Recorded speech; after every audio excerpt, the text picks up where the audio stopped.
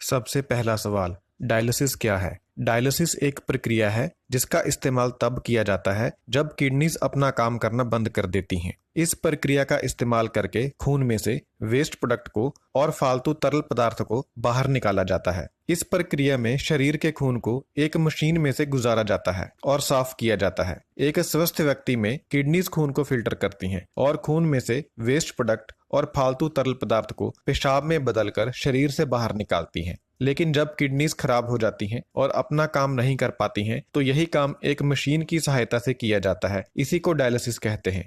दूसरा सवाल, डायलिसिस पर आप कितनी देर तक जिंदा रह सकते हैं? अगर आपकी किडनी फेल हो गई है तो आपको अपनी पूरी जिंदगी डायलिसिस करवाना पड़ेगा, या फिर तब तक डायलिसिस करवाना पड़ेगा जब तक आपका किडनी ट्रांसप्लांट नहीं हो जाता। डायलिसिस के ऊपर आप कितनी देर तक जिंदा रहेंगे, यह इस बात पर निर्भर करेगा कि आपकी दूसरी बीमारियां कैसी हैं और आप अपनी ट्रीटमेंट को कितने अच्छे तरीके से फॉलो करते हैं। डायलिसिस के ऊपर आमतौर पर लोग 5 से 10 साल तक जिंदा रहते हैं, लेकिन बहुत से लोग डायलिसिस के ऊपर 20 से 30 साल तक भी जिंदा रहते हैं। डायलिसिस के ऊपर अपना ख्याल कैसे रखना है और अपने आप को सेहतमंद कैसे रखना है, इसके लिए अपने डॉक्टर से बात करें। तीसरा सवाल, डायलिसिस करवाने के क्या साइड इफेक्ट्स होते हैं? डायलिसिस करवाने पर ब्लड प्रेशर लो हो सकता है। ऐसा इसलिए होता है क्योंकि डायलिसिस के दौरान शरीर के तरल पदार्थ कम हो जाते हैं। लो ब्लड प्रेशर के कारण आपको उल्टी आ सकती है या चक्कर आ सकते हैं। लो ब्लड प्रेशर से बचने का सबसे अच्छा तरीका यही है कि डॉक्टर ने आपको जितना पानी पीने को कहा है, आप उसी हिसाब से पानी पिएं।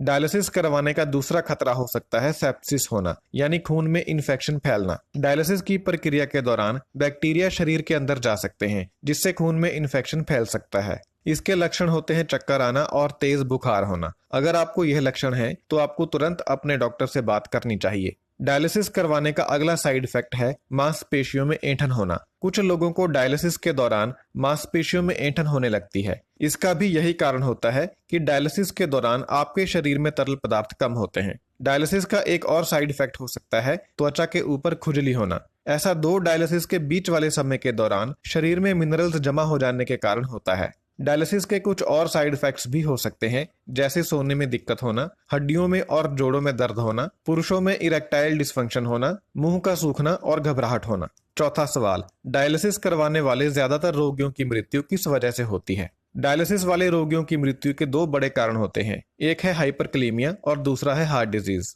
हाइपरकलेमिया उस स्थिति को कहते हैं जब शरीर में इलेक्ट्रोलाइट पोटेशियम का लेवल नॉर्मल से ज्यादा हो जाता है। ऐसा 2 वजहों से होता है, या तो डायलिसिस मिस हो जाने की वजह से, यानी डायलिसिस ना करवाने की वजह से, और या फिर डॉक्टर के बताए अनुसार डाइट ना खाने की वजह से, परहेज ना करने की वजह से। डायलिसिस वाले रोगी की मृत्यु का दूसरा बड़ा कारण होता है हार्ट डिजीज। आम लोगों के मुकाबले डायलिसिस वाले रोगी के हार्ट डिजीज के कारण मरने की संभावना 10 से 20 गुना ज्यादा होती है। अगर किडनी से रिलेटेड आपका कोई सवाल है तो जरूर पूछें। धन्यवाद।